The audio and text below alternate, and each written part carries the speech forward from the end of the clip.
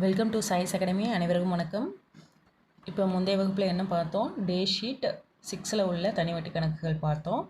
இப்போ இந்த வகுப்பில் டே ஷீட் 7ல் உள்ள தனிவட்டி கணக்குகள் பார்த்துடலாம். ஃபஸ்ட்டு சம் பாருங்கள்.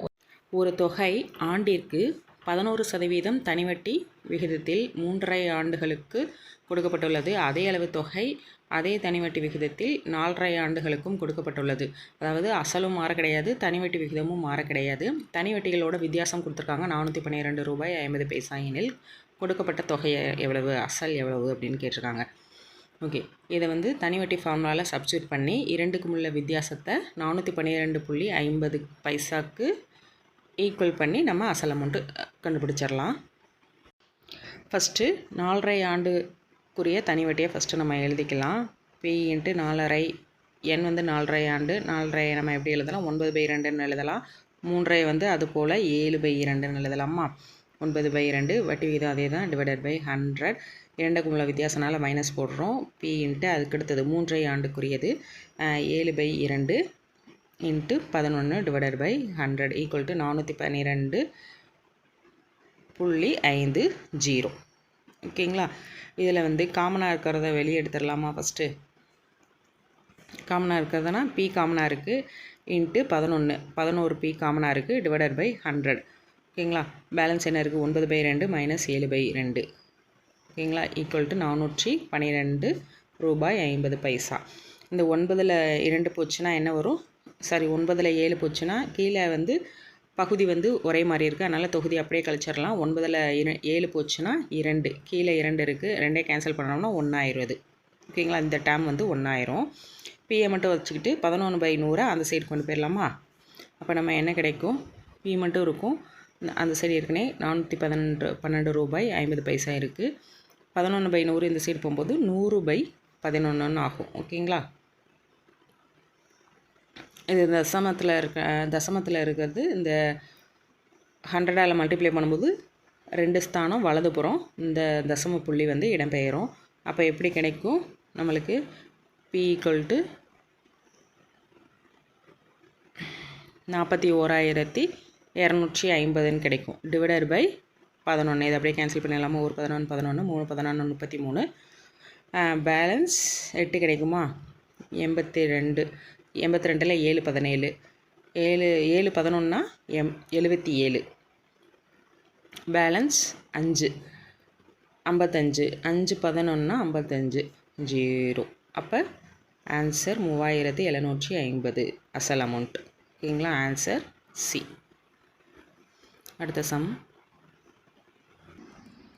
வைதீஸ் என்பவர் ரூபாய் 500 ஒவ்வொரு மாத தொடக்கத்திலும் ஒரு அஞ்சலகத்தில் 5 ஆண்டுகளுக்கு செலுத்துகின்றார். வட்டி வீதம் 7.5% எனில் 5 ஆண்டுகள் முடிவில் அவர் பெறும் தொகை என்ன, அமௌண்ட் என்ன அப்படின்னு கேட்டிருக்காங்க. அப்போ அமௌண்ட் கண்டுபிடிக்க நம்மளுக்கு என்ன தேவை? அசலும் ப்ளஸ் இன்ட்ரெஸ்ட் தேவை.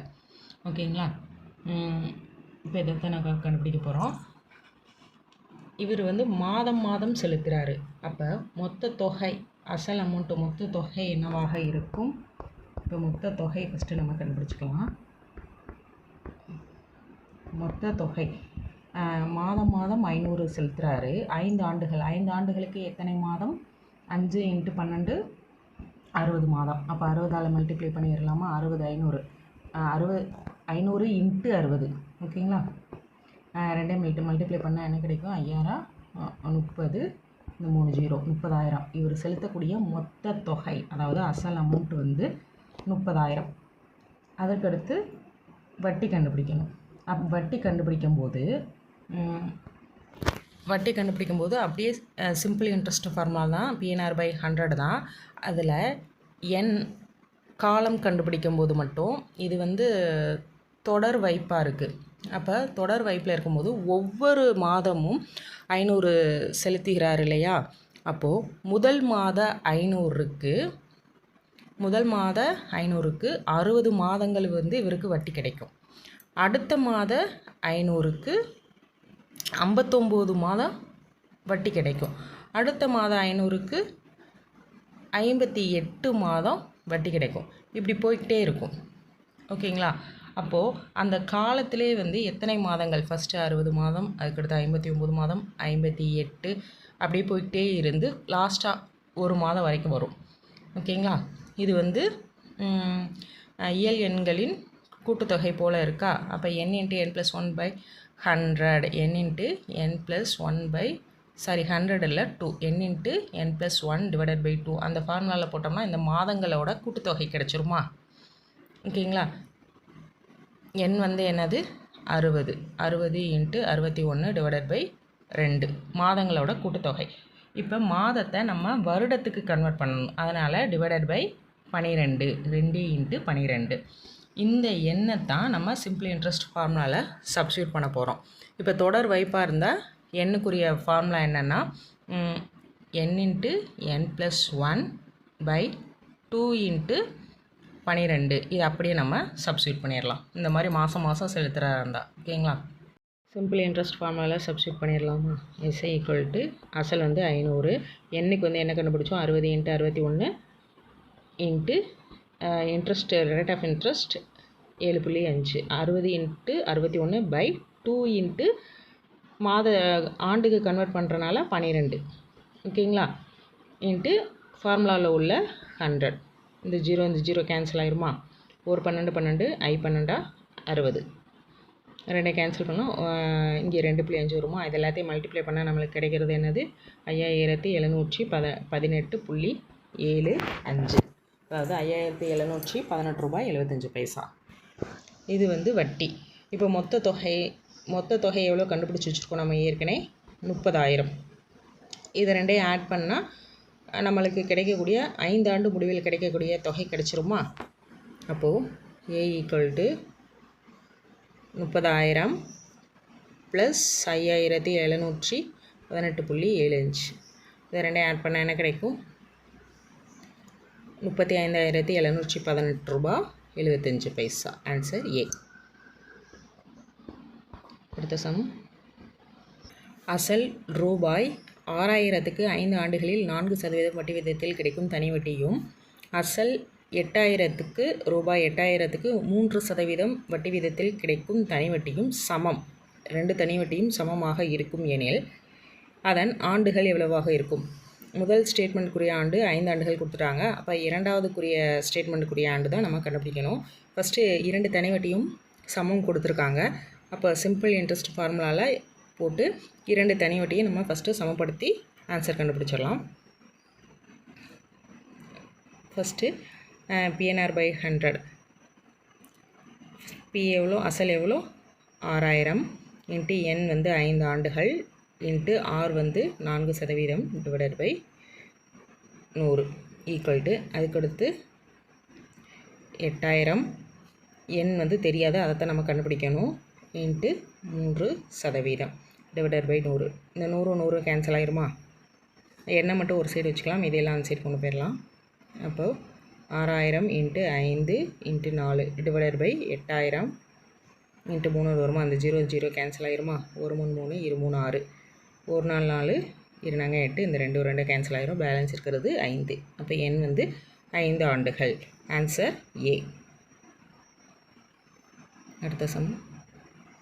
ரூபாய் 2,500க்கு 3% வருட வட்டிக்கு தனி வட்டியில் வரும் தொகையும், ரூபாய் 1,500க்கு 5 வருடம் 7% தனி வட்டி வீதம் சமம் என்றால் ஆண்டிற்கு வரும் வட்டியும் சமம். இதுலேயும் 2 வட்டியும் சமம் என்றால் மொத்த ஆண்டு எவ்வளவு அப்படின்னு கேட்டிருக்காங்க. இதை அப்படியே நம்ம சிம்பிள் இன்ட்ரெஸ்ட் ஃபார்முலாவில் சமப்படுத்தி போட்டுடலாம். அதாவது ஃபஸ்ட்டு அசல் அமௌண்ட் எவ்வளோ? பி எவ்வளோ? 2,500 இன்ட்டு வந்து என் வந்து தெரியாது, நம்ம அதை அப்படியே வச்சுக்கலாம், அதை கண்டுபிடிக்கணும். Into 3% rate of interest /100 equal to இரண்டாவது அமௌண்ட் எவ்வளோ? 1,500. இதற்குரிய ஆண்டு கொடுத்துருக்காங்க, 5 வருடம் கொடுத்துருக்காங்க. Rate of interest 7% /100. ஓகேங்களா? இப்போ இந்த 100 0 கேன்சல் ஆயிருங்களா? இப்போ என் மட்டும் தெரியாத மட்டும் இந்த சைடு வச்சுக்கலாம், இதெல்லாம் அந்த சைடு கொண்டு போயிடலாம். அப்போ என்ன கிடைக்கும்? ஏற்கனவே அங்கே என்ன இருக்குது? 15 × 5 × 7 இருக்கா? இதை கொண்டு போனோம்னா 25 இன்ட்டு 3 ஓரஞ்சு 5 ஐயஞ்சா 25 ஓர் 3 3 3 15 5 5 கேன்சல் ஆயிரும். பேலன்ஸ் இருக்கிறது 7 வருடம். Answer C. அடுத்த சம். ஆண்டுக்கு 8% தனிவட்டி விதத்தில் ஒரு தொகை ரூபாய் 13,000 எத்தனை ஆண்டுகளில் ரூபாய் 15,080 உயரும் அப்படின்னு கேட்டிருக்காங்க. அசல் என்ன கொடுத்துருக்காங்க? 13,000 கொடுத்துருக்காங்க. Rate of interest 8%. மொத்த அமௌண்ட் 15,080. மொத்த அமௌண்ட்டில் இருந்து நம்ம அசலை கழிச்சிட்டா இன்ட்ரெஸ்ட் கிடச்சிருமா? அதாவது 15,080 மைனஸ் 13,000 இதை சப்ராக்ட் பண்ணால் சிம்பிள் இன்ட்ரெஸ்ட் எவ்வளோ? 2,080. இதை ஃபார்முலாவில் சப்ஸ்டியூட் பண்ணால் ஆண்டுகள் கிடச்சிருமா? சிம்பிள் இன்ட்ரெஸ்ட் எவ்வளோ கண்டுபிடிச்சோம்? 2,080 ஈக்குவல் டு அசல் எவ்வளோ? 13,000 இன்ட்டு என். அது தெரியாது, அதை தான் கண்டுபிடிக்கணும். ரேட் ஆஃப் இன்ட்ரெஸ்ட் எவ்வளோ? 8% டிவைடட் பை 100. 0 0 கேன்சல் ஆகிடும். எண்ணெய் மட்டும் அந்த சைடு வச்சுக்கலாம், மீதியெல்லாம் அந்த சைடு கொண்டு போயிடலாமா? 20,080 சாரி 2,080 இந்த 130 இன்ட்டு 8 அந்த சைடு வரும்போது டிவைடில் ஆகுமா? 130 இன்ட்டு 8 0 0 கேன்சல் ஆகிருமா? 4 8 8 16 பேலன்ஸ் 4 48 6 48. இந்த 13 கேன்சல் பண்ணலாம். ஒரு 13 13 13 26.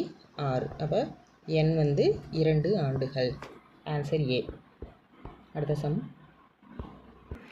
ஒரு அசலானது 2 வருடத்தில் 9/4 மடங்காக ஆகுமெனில் அதன் வட்டி வீதம் எவ்வளோன்னு கேட்டிருக்காங்க. ஒரு அசல் வந்து 2 வருடத்தில், என் வந்து 2 வருடம், 2 வருடத்தில் 9/4 மடங்காகும். அப்போது அமௌண்ட்டு தான் கொடுத்துருக்காங்க. அமௌண்ட் வந்து எப்படி ஆகுது? 2 வருட முடிவில் 9/4 மடங்கு, அசலில் 4 மடங்கு, அப்போ 9/4p இப்படி ஆகுது. இப்போ ஆர் தான் கேட்டிருக்காங்க, அதை கண்டுபிடிக்கணும். இப்போது சிம்பிள் இன்ட்ரெஸ்ட் ஃபார்முலா என்னது? ஏ மைனஸ் பி. ஏ வந்து என்னது? Amount 9/4p minus P. இதை வந்து எல்சிஎம் எடுத்தோம்னா இங்கே 4p ஆகுமா? 9pலேருந்து 4p போச்சுன்னா 5p. 5p divided by 4 5/4p அப்படின்னு கிடைக்கும். என்னது? Simple interest. ஓகேங்களா? இது அப்படியே நம்ம ஃபார்முலாவில் சப்ஸ்டியூட் பண்ணிடலாம். சிம்பிள் இன்ட்ரெஸ்ட் எவ்வளோ? 5/4p into PNR/100. பி என் வந்து 2 வருடம், ஆர் வந்து தெரியாத, அதான் கண்டுபிடிக்கணும். Divided by 100. 0 0 கேன்சல் ஆகிரும். 6 மட்டும் அந்த சைடு வச்சுக்கலாம், மீதியெல்லாம் அந்த சைடு கொண்டு போயிடலாம். 5/4 இன்ட்டு 100 டிவைடட் பை 2ன்னு வருமா? 1 4 25 4 100. இங்கே 2 இங்கே வந்து 2.5ன்னு வருமா? 2.5, அதாவது 2.5. 25 மல்டிப்ளை பண்ணால் 625 வரும். இங்கே ஒரு ஸ்தானம் தள்ளி புள்ளி இருக்கனால இங்கே ஒரு ஸ்தானம் புள்ளி வச்சா என்ன ஆகும்? 62.5 வருமா? அப்போ 62.5 ஆண்டுகள். சாரி 62.5%. ஓகேங்களா? Rate of interest. Answer C. அடுத்த சம். ராம் என்பவர் மாதம் ரூபாய் 200 வங்கியில் தொடர் வைப்பு தொகையாக, அதாவது ஆர்டி மூலம் செலுத்தி வந்தார். 6 வருட முடிவில் 19,656 பெற்றுக்கொண்டார் எனில் வங்கி அவருக்கு அளித்த தனிவட்டி விதத்தை காண்கன்னு கேட்டிருக்காங்க. அதாவது ஆர் தான் நம்ம கண்டுபிடிக்கணும்.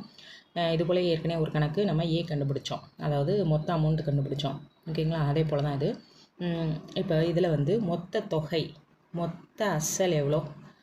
மொத்த தொகை மாதம் 200 ரூபா செலுத்துகிறாரு. எத்தனை மாதங்களுக்கு? 6 வருடம்னா 72 மாதம். 6 × 12 72 மாதம். அப்போ 200 × 72 14,400 ரூபாய் மொத்த அசல்.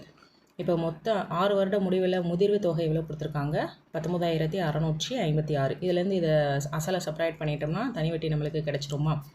அதாவது தனிவட்டி equal to A minus B. அதாவது 19,656 மைனஸ் 14,400. இது ரெண்டையும் செப்பரேட் பண்ணோம்னா 5,256 ரூபாய். இதுதான் நம்மளுக்கு தனிவட்டி. ஓகேங்களா? இதை வந்து ஃபார்முலாவில் சப்ஸ்டியூட் பண்ணிடலாம். தொடர் வைப்பை பொறுத்த வரைக்கும் காலம் எப்படி இருக்கும், n into n + 1 divided by 2 into 12. இதுக்குரிய விளக்கம் வந்து போன சம்லேயே இதே மாதிரி உள்ள சம்லேயே நம்ம பார்த்துட்டோம். ஓகேங்களா. மாதங்களின் கூடுதல், அந்த மாதத்தை வந்து ஆண்டா மாற்றுறதுக்கு 12ஆல் டிவைட் பண்ணியிருக்கோம். ஓகேங்களா. இந்த ஃபார்முலா எண்ணுக்கு பதிலாக இந்த ஃபார்முலாவில் சப்ஸ்டியூட் பண்ணி தான் நம்ம போட போகிறோம். எண் வந்து என்னது, எத்தனை மாதங்கள், 72. அப்போ 72 7 இன்ட்டு 73 பை 2 இன்ட்டு 12ன்னு வரும். இதைத்தான் நம்ம சிம்பிள் இன்ட்ரெஸ்ட் ஃபார்முலாவில் சப்ஸ்டியூட் பண்ண போகிறோம் எண்ணுக்கு பதிலாக. ஓகேங்களா. சிம்பிள் இன்ட்ரெஸ்ட் எவ்வளோ கண்டுபிடிச்சோம், 5256 ஈக்குவல் டு அசல் அமௌண்ட் எவ்வளோ, 200 ரூபா தான் மாதம் செலுத்துகிறாரு, into 72 into 73 divided by 2 into 12 into R தெரியாத அதான் கண்டுபிடிக்கணும், இன்ட்டு ஃபார்முலாவில் உள்ள 100. இந்த 0 0 கேன்சல் ஆயிருமா, 1 2 1 2 1 12 12 6 12 72. இந்த சைடு 6 மட்டும் வச்சுக்கலாம், இதெல்லாம் அந்த சைடு கொண்டு போயிடலாம். இந்த சைடு என்ன இருக்குது, 6 73 இருக்குது, இது அந்த சைடு டிவைடில் வருமா. இப்போ R equal to 5256 divided by 73 into 6ன்னு வருமா. கேன்சல் பண்ணால் 1 6 8 6 48, பேலன்ஸ் 4 45, 7 6 42, மீதி 3 36, 6 6 36, 1 73 73, 12 73 876. ஏன்னா அது ப்ரைம் நம்பர், அப்படி தான் கேன்சல் பண்ண முடியும். 876. அப்போ ஆன்சர் என்னது, 12%. Rate of interest 12%. Answer C. அடுத்த சம். ஒரு குறிப்பிட்ட தொகையானது 10 வருடங்களில் தனி வட்டி மூலம் இரட்டிப்பாக வேண்டுமெனில் வட்டி வீதம் என்னவாக இருக்கும் அப்படின்னு கேட்டிருக்காங்க. R வந்து கேட்டிருக்காங்க. அசலை நம்ம Pன்னு எடுத்துக்கலாம். அது எப்படி இரட்டிப்பாகுது 10 வருடங்களில், n = 10 வருடம். அப்போ A வந்து எப்படி ஆகும், இரட்டிப்பாகுதுன்னா 2P ஆகும். அப்போ இன்ட்ரெஸ்ட் என்னவாக இருக்கும், 2P - P. ஓகேங்களா. அதை அப்படியே சிம்பிள் இன்ட்ரெஸ்ட்டோ ஃபார்முலாவில் சப்ஸ்டியூட் பண்ணிடலாமா. சிம்பிள் இன்ட்ரெஸ்ட் என்ன கண்டுபிடிச்சோம், P = P n வந்து 10 ஆண்டுகள், n என்பது 10 ஆண்டுகள், இன்ட்டு R தான் தெரியாது, அதை தான் நம்ம கண்டுபிடிக்கணும், டிவைடட் பை 100. இந்த PP கேன்சல் ஆயிரும், 0 0 கேன்சல் ஆயிரும். அப்போ R = இந்த 10 அந்த சைடு போகும்போது மேலே போயிருமா. அப்போ 10%. R = 10%. Rate of interest 10%. Answer C. அடுத்த சம். ஒரு குறிப்பிட்ட ஆண்டுகளில் ஒரு அசலானது ஆண்டுக்கு 5% வட்டி விதத்தில் 4 மடங்கு ஆகிறது. அதே அசலானது அதே ஆண்டுகளில் அதே அசலும் மாறல ஆண்டும் மாறல, ஓகேங்களா, 8 மடங்காக வேண்டுமெனில் தனி வட்டி வீதம் என்னன்னு கேட்டிருக்காங்க. ஒரு குறிப்பிட்ட அசல், அந்த அசலை நம்ம P அப்படின்னு எடுத்துக்கலாம். அதை வந்து R = 5%. Rate of interest 5%. எத்தனை மடங்காக ஆகுது, A = 4P, 4 மடங்காக ஆகுது. அப்போ I என்னவாக இருக்கும், 3 மடங்கு. சிம்பிள் இன்ட்ரெஸ்ட் என்னவாக இருக்கும், 3 மடங்கு. ஓகேங்களா. 4P - P = 3P, 3P. இது வந்து I. இதை அப்படியே ஃபார்முலாவில் நம்ம போட்டு ஃபஸ்ட்டு ஆண்டை கண்டுபிடிச்சிக்கலாம். ஓகேங்களா. சிம்பிள் இன்ட்ரெஸ்ட் என்ன, 3P = P n தான் இப்போ கண்டுபிடிக்க போகிறோம், into rate of interest 5 divided by 100. PP cancel ஆயிருமா. 1 5 5 25 100 வருமா. அப்போ என்ன என்ன மட்டும் இந்த சைடு வச்சுக்கலாமா, இதெல்லாம் 20 அந்த சைடு கொண்டு போனால் 3, ஏற்கனவே அங்கே 3 இருக்குது, 3 × 20 60. அப்போ n வந்து 60 ஆண்டுகள் நம்மளுக்கு கிடச்சிருக்கு. அடுத்த ஸ்டேட்மெண்ட் பாருங்கள். அந்த அசல் வந்து அதே ஆண்டுகளில், அதே 60 ஆண்டில் 8 மடங்கு ஆகணும் அப்படின்னா ரேட் ஆஃப் இன்ட்ரெஸ்ட் என்னன்னு கேட்டிருக்காங்க. அசல் வந்து 8 மடங்காக ஆகணும் அப்படின்னா வட்டி என்னவாக இருக்கும், 7 மடங்கு. அசல் வந்து மாறவே மாறாது, அதே தான், வட்டி 7 மடங்காக இருக்கும். இதை அப்படியே நம்ம சப்ஸ்டியூட் பண்ணிடலாம். 7P இன்ட்டு n வந்து 60 ஆண்டுகள் into rate of interest R divided by 100. இந்த PP கேன்சல் ஆயிருமா, 0 0 கேன்சல் ஆயிரும். ஓகேங்களா. அப்போ R = என்னது, இந்த 10 அங்கிட்டு போச்சுன்னா 70, இந்த 6 அந்த சைடு போச்சுன்னா பை 6ன்னு வருமா, 70/6ன்னு வருமா. R = 70/6. அதை அப்படியே கேன்சல் பண்ணால் 2 6 35 2 70. ஓகேங்களா. இது அப்படியே 3ஆல் வகுத்தோம்னா கலப்பு பின்னர் மாற்றினோம்னா 11 3 33. பேலன்ஸ் 2 இருக்குது, அதை மேலே போட்டுறணும். /3. ஓகேங்களா. 11 2/3%. Answer B. அடுத்த சம்.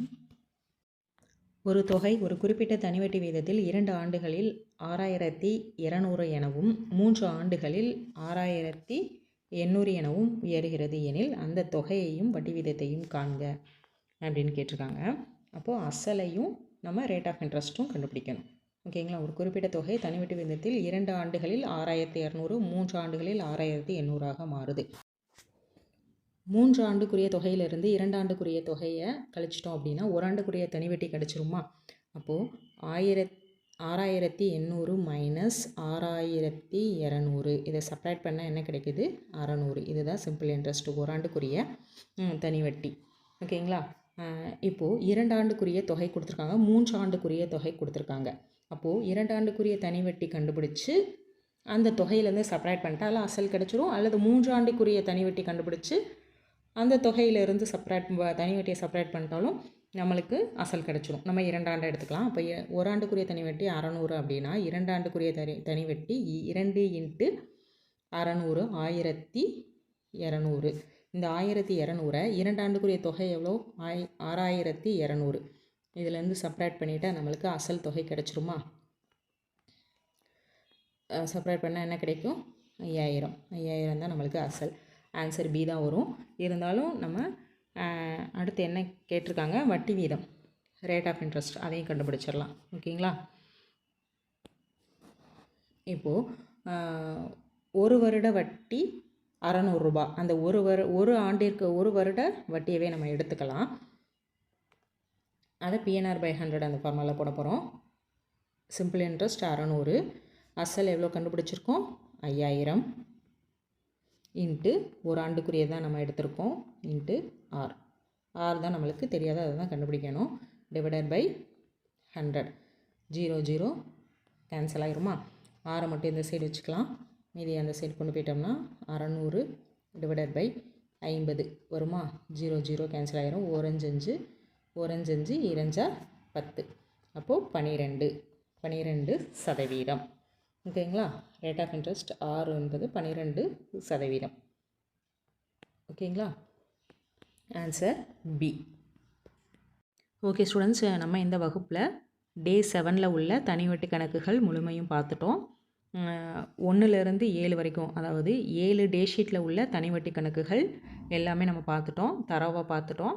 நம்ம எந்த கணக்கு தனிவட்டியில் எந்த கணக்கு கேட்டாலும் இனிமேல் ஈஸியாக போட்டுடலாம். அடுத்த கிளாஸில் டே ஷீட் 8 கூட்டு வட்டி பார்க்க இருக்கோம். தேங்க்யூ.